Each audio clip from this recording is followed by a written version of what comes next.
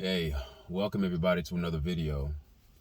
I wanted to speak about the recent or the current events that have gone on with Charleston White. He was at a comedy show somewhere in Texas, a small town in Texas, and he was jumped.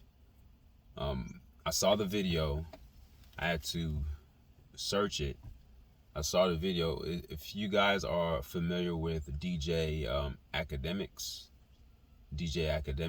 spelled with an AK, not an AC, DJ Academics, he has the breakdown of the video of what happened. And you know how I am. I'm not the type of person to this is not what I do for a living. I don't make YouTube videos for a living. This is just something I just do for fun. I just, talk. And I'm not going to woo you with any, music or sounds or graphics on the screen. It's just my cell phone. I'm sitting in the car. I don't have a green screen background. I don't have microphones. I don't have a place that looks like a studio. This is just me talking. And I think when inquiring minds want to sit at a table, they want content. They don't want theatrics and entertainment. And this is no knock to other people that have their YouTube channels and have all the equipment and have everything that they need. I think if that's your main source of income, then your best bet is to make sure that you have all the bells and whistles. Me recording myself on my smartphone is not what I do for a living. So I'm not going to invest that much into this. But I'm saying all that to say this, that what I'm about to share about Charleston White is it's not going to be in the arena where most people go when they're talking about Charleston White. We understand that he's a polarizing figure to a degree. Very strategic in what he does. He plays, and this is, even if he did not say this, I would say this. I already had my mind made up about him a year and a half ago. Very strategic in what he does. It's the smart kid in the classroom that acts like a class clown, that doesn't do his work, but does everything he can to get attention. And when that kid gets attention, now he has you in his cipher. Now he has you in his wheelhouse. And now once he's gotten your undivided attention, now he can use his charm, he can use his intellect and his wit to give you whatever he wants to give you. Whether it's a message, whether it's to influence you to do something, whether it's to manipulate you, whatever it is, they want to pull you in. Being smart is not enough. Charleston White is not a dummy. He knows exactly what he's doing.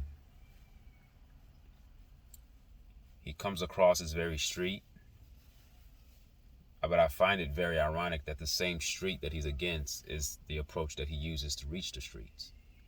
So it's like a criminal who is against criminals, but goes into neighborhoods to steal in order to get the attention of other criminals so he can give them a message. I think that's the best way I can summarize Charleston White's approach. And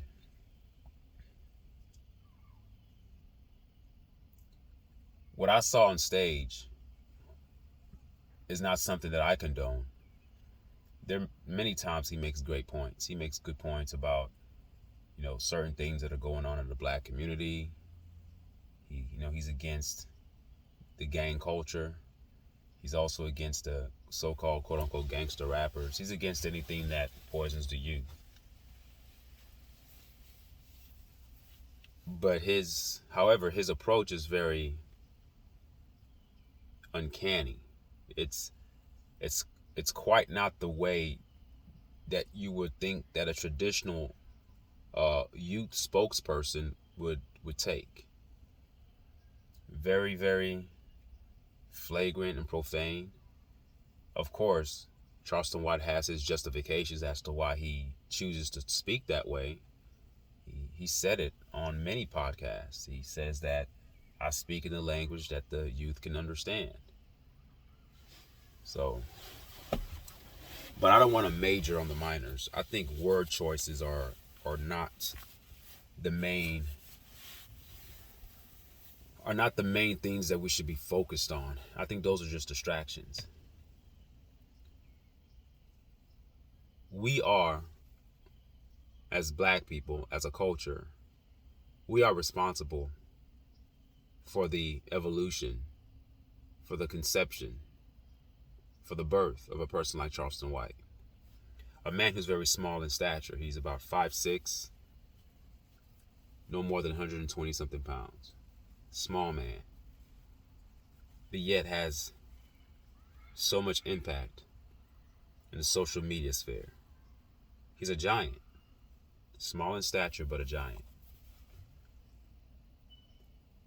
We are responsible for him because of our disunity as a race, because of how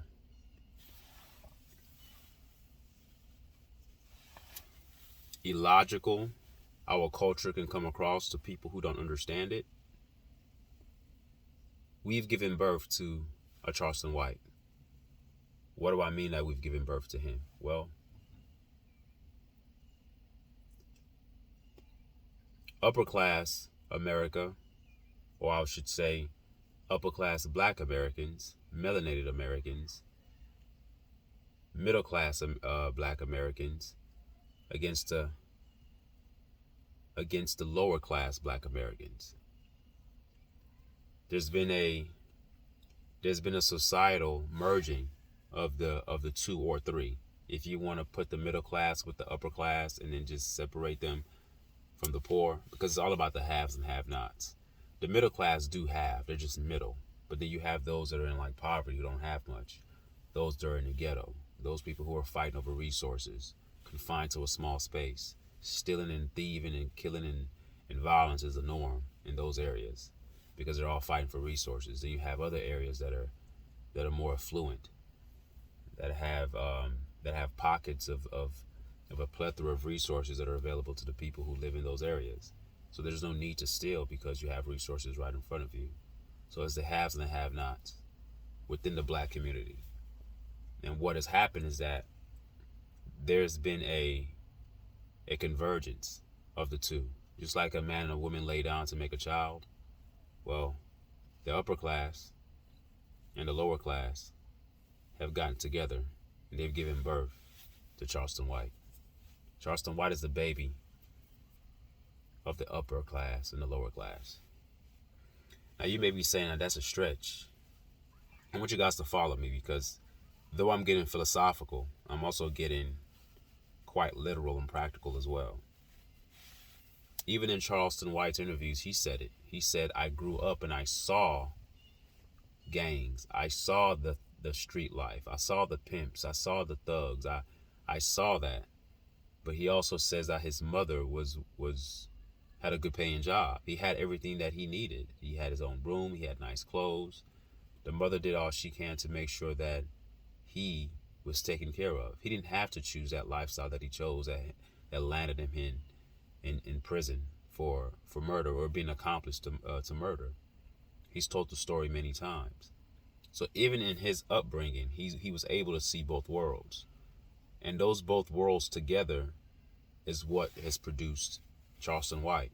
So that's the microcosm. That's the little perspective. That's the more smaller perspective. It doesn't make the perspective insignificant, but I want you to follow the trend. So even in his upbringing, Charleston White sees the poverty mindset, but he also sees the struggling single mother mindset. With, of course, there's no male figure in the home to teach him how to be a man, so he's seeing both worlds. And both of those worlds have came together, and they gave birth to him. Well, let's take it up on a grander scale, on a bigger scale. You have black people who are doing well, and you have those who are not doing well. Put those together, that's what births the philosophy and the mindset of Charleston White, because not only has he lived it, now he's speaking out, not necessarily against it, but he's speaking out from those reference points. He's speaking out from, because he says it all the time, I don't give a F about those people who are doing well. I don't give a F about the people who are celebrities. I'm speaking from the youth. I'm speaking from the youth's perspective, and they're looking up saying, I don't give a F. When Charleston White was on Cameron Newton's podcast, he plenty of times reiterated and repeated how much he doesn't give a damn about Coach Prime. He kept saying F Deion Sanders, F Deion Sanders, F Deion Sanders.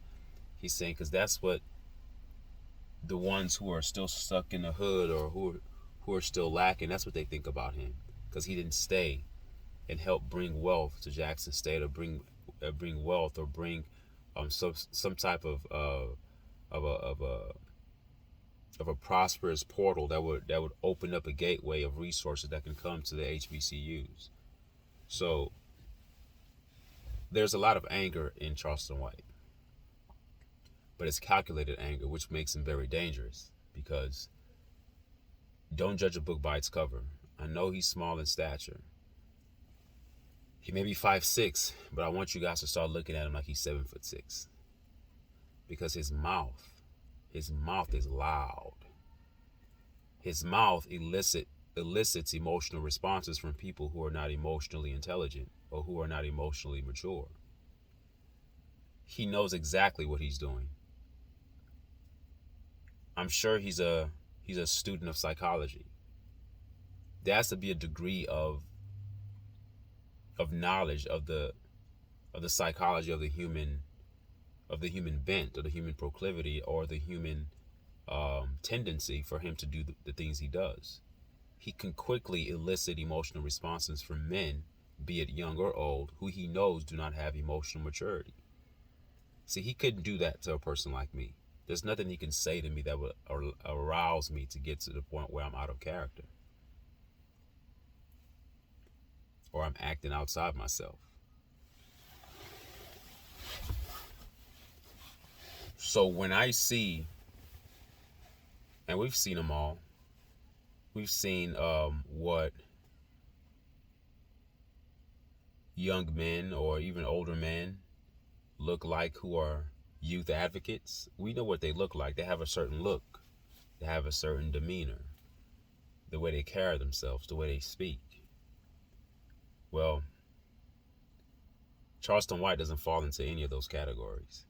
He's not your typical youth advocate.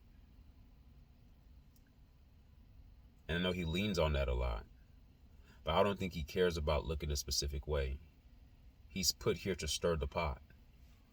He's the provocateur. He's the provocateur. He's the one that's going to say things that are provocative and stir up the crowd. And those who can see beyond the wow factor and comb through all the mess, there's a core message that he's giving. Do I agree with his methods? Is yes and no. Is yes and no. The reason why I say that is because if he, especially in the generation that we live in today, where traditional values are just marred and marginalized to a high degree, if he just approached everything, and he mentioned this on Cam Newton's podcast, and this is why sometimes I resonate with a lot of the things he says. He says, no, when I came and spoke intelligently, no one was listening. So I decided to be this. Now everyone's listening. So it's a character he's playing, but it's also not a character he's playing, because it's him too. See, he's the Joker. If you guys are into DC Comics or even Marvel Comics, if you guys are into superhero stuff, when you look at villains and you look at, in that kind of world, you think of people who have powers. Well, Joker doesn't have powers. He's a frail man, paints himself up like a clown, has a weird apparel, not physically strong, but he's mentally strong. He can manipulate people. They call him the Joker. Charleston White is the Joker, people. He doesn't look very threatening, very frail of a man. But his impact on the internet is huge because he talks a lot. But not only does he talks a lot, inciting emotional responses from anyone, be it you be a person who's indifferent, who doesn't care about him, or if you're a person that cares about him, he will get you to respond. And when I say get you to respond, I don't mean get you to respond in terms of writing a message to him or calling him, meaning that it's going to elicit some type of response within your emotional cipher, within your emotions, within your heart. You can't help it if you listen to him. Now, if you don't know who he is, then you don't know who he is. And that, in that sense, ignorance is bliss in that regard. However, if you do know about him, you're going to listen to what he has to say, whether you're for him or against him. And I don't think he cares about people being for him or against him. He's just here to stir the damn pot. But it's the pot that America birthed. See, every person that speaks is a spokesperson from a circuit. You know, just like when you plug in a television, you plug it into the circuit and the television comes on, or anything that's electronic. There's a source that you plug in, that you plug into. Everyone who speaks is emanating their thoughts from a source of energy or a source of power. And the reason why Charleston White resonates with a lot of people, because a lot of people are on that frequency. And the reason why there are a lot of people who do not like him is because they do not resonate on that frequency. See, Charleston White's message resonates with the angry black man. You know, when people used to talk about, oh, the typical angry black man, the way he talks, the angry black man will listen. It doesn't mean that when you listen to Charleston White that you're going to agree with everything that he says. But he challenges the status quo. But he challenges it in a way that invokes violence. And he knows the law. He knows exactly what he's doing. He's willing to put himself in harm's way, which makes him very dangerous because he's not afraid. And I said this on one of the videos that I made. It was in response to a note that I wrote about a year and a half ago about Charleston White when I first was introduced to him. So he is what the generation needs right now. We don't need the cookie cutter black spokesperson. Just like back then, there were men of color who did not agree with Martin Luther King, and there were men of color who agreed with him. There's never been a person that's been quote unquote a spokesperson for the black community that has been loved by everybody in the black community. That's not possible. There's always divisions, even in the endeavor for unity. There's always divisions in everything because people are individualistic. We're not tribal. Even our color doesn't make us come together. Because what differentiates, what's more potent than the person's color or racial background is the idea that the person carries. It's the thoughts that the person carries with them. And it's what they speak. So when you speak, you're actually swinging your weapon. Speech is a weapon because it lets people know where you stand. And then if they stand with you, they'll stand with you. And if they don't, they'll leave. But I don't think that Charleston White cares about that. So on this show, in this comedy show that he was at, a small town in Texas, the scene that I saw seems like he was going back and forth. And you guys can watch the video for yourself. I'm sure you guys can have a better breakdown from what you see than what I'm telling you.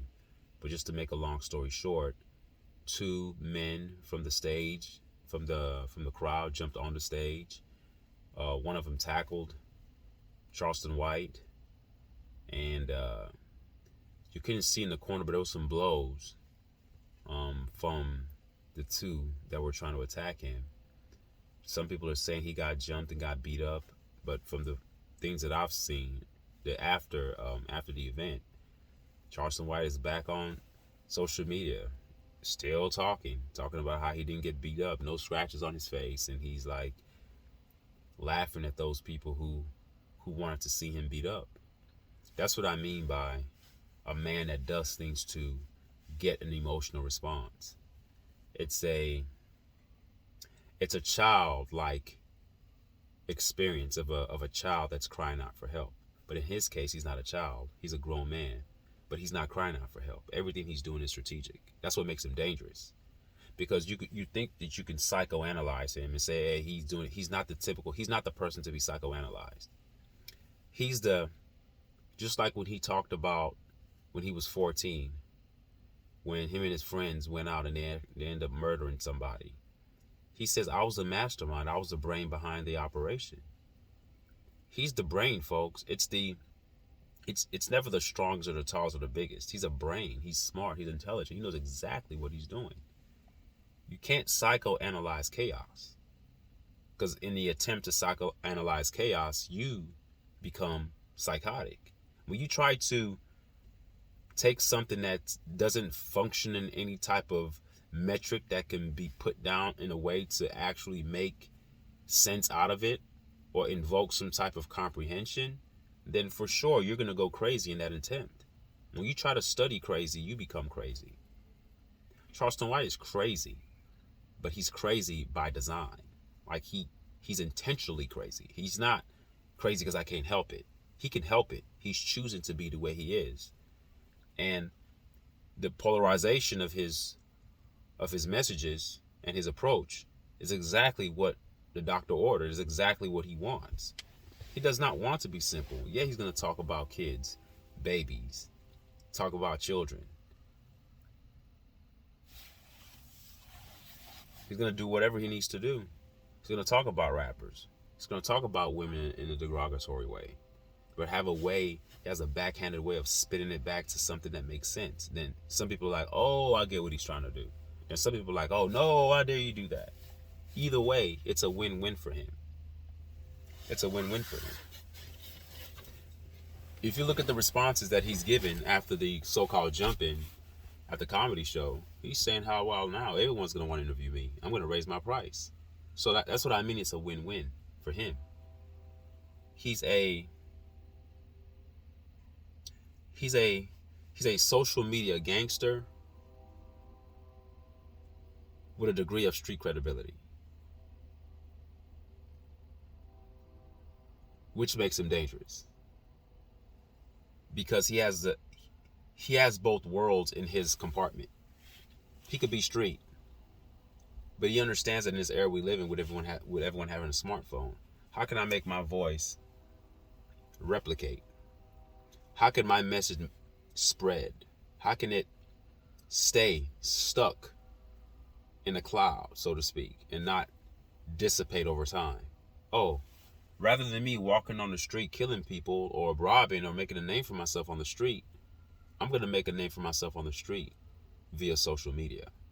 And that's what he's done. So now he's attacking the street using social media as a means to attack the street. That's why he goes against all the street people.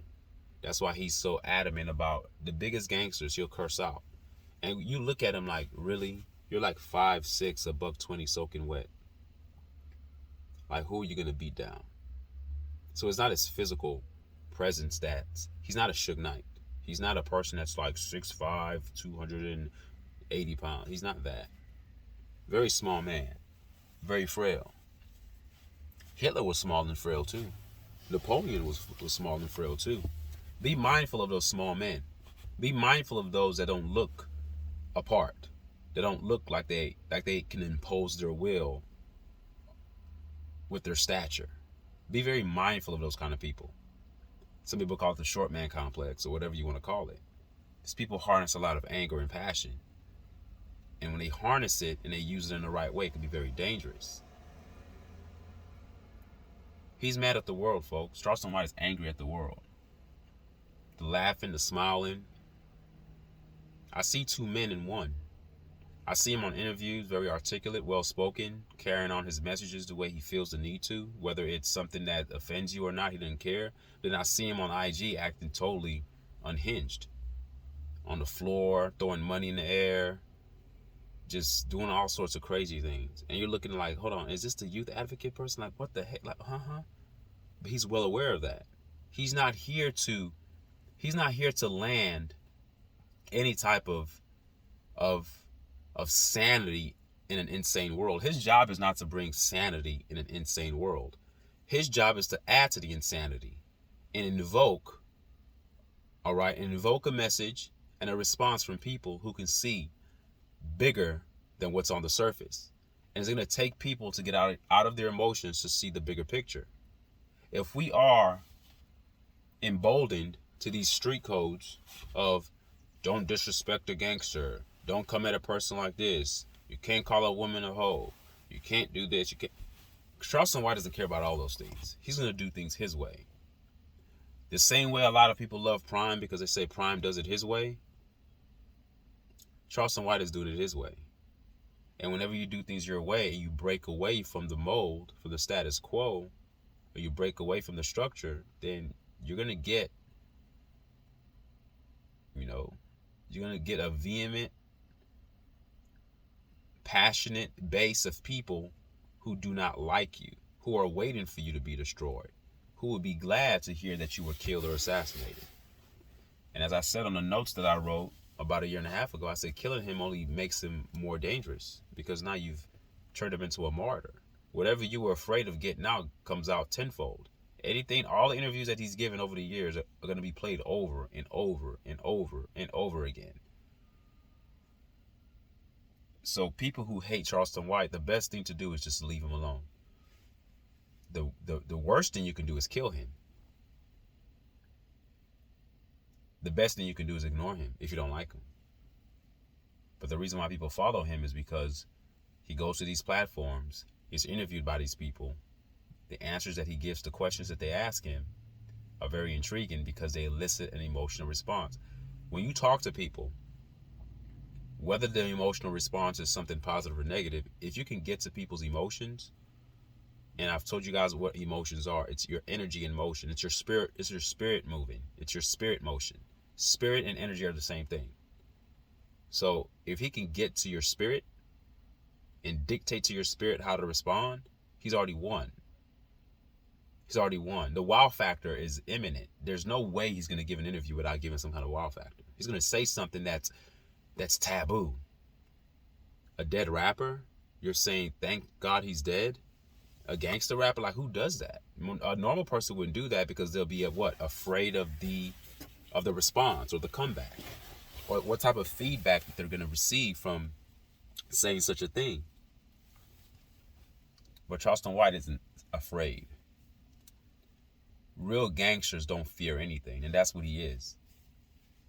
He's a gangster that's a youth advocate, but not a gangster in the way that we've believed gangsters to be, like stealing and killing their own kind. He's stealing and killing his own kind, but there's a separation in the kind. Remember on the interview with Cameron Newton, he says, I'm not for all black folks. I'm from the ones that have my same spirit. That's his army. That's what makes him dangerous.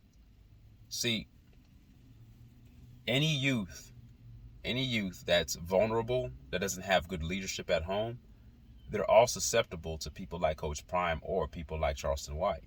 Because Coach Prime can come into your home and talk your mother up, or how he's going to come take care of you and teach you how to be a young man and push you to be the best you could be, both academically and athletically. Whenever there's weak points, you become the prey for the predator to come swoop in and take advantage. Homes that have weaknesses, homes that have chinks in the armor, homes that have crevices where snakes can sneak in, give birth to people that are polarizing like Coach Prime and Charleston White. Am I saying that Coach Prime is a bad man? I'm not saying that. Am I saying that Charleston White is a bad man? I'm not saying that either. I'm just saying the weaknesses of homes, because we all know that families are the immune system of a community. When you have strong families, you have stronger communities. And when you have stronger communities, you have stronger societies. The stronger societies, you have stronger civilizations. But it all starts at the core component of it is the family. That's why I always tell people, before you start pointing fingers at what other people are doing, make sure that your household is intact. So whenever you have broken homes that have slippage, single mother's not around that much, young man trying to find himself, you become vulnerable. You become open up and susceptible for people who are very polarizing, like the Charleston Whites. and the Coach Primes to come in and influence. So everyone is garnering little soldiers for their army. That's why we call this age the information age, and it's an information war. Everyone's giving out information. Social media is out of control. Everyone can get a smartphone and just record themselves talking. Some people have a bigger platform. Some people have bigger platforms than others. But needless to say, it's still something that's always done. People are always giving out their information. So, what frequency are you going to be on? I'm telling you to be on your own frequency. What do I mean by that? It means that you take everything that's said with a grain of salt. Meaning that if Charleston White says something that's polarizing, that's fine. Listen to it. Take the good that you can take out of it. The stuff that doesn't resonate with you, you drop it. You let it be.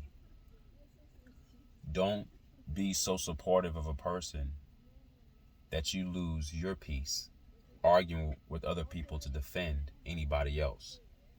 The only person you should always defend is yourself, and you only defend yourself to a certain degree, because whenever you're defending yourself too much, you tend to be so myopic meaning that you become so tunnel vision that you're not even considering what your counterpart or what your naysayers are saying.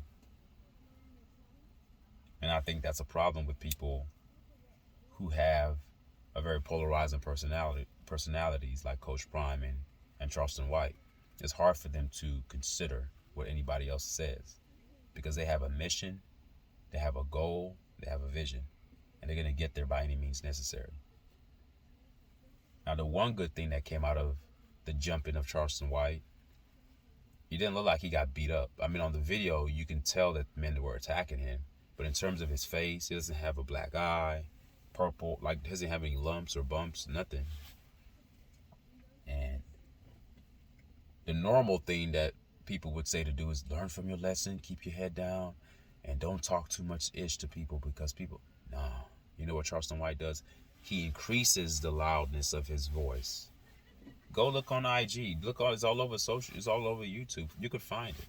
Type in the response from Charleston White after being jumped on stage at a comedy show. Just type that in. You'll see a bunch of videos.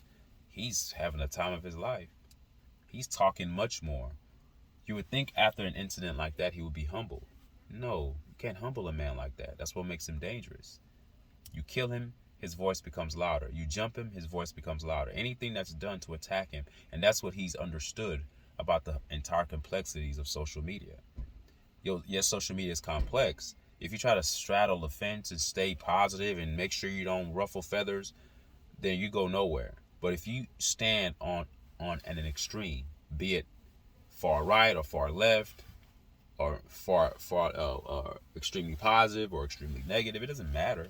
Stand on something that's extreme and be loud and boisterous with it. And man, you'll get the response you want. See, all people like Charleston White needs are people with ears to listen to him. And the more we listen to him, and the more he's invited to these shows for interviews, the bigger his power becomes. So when people talk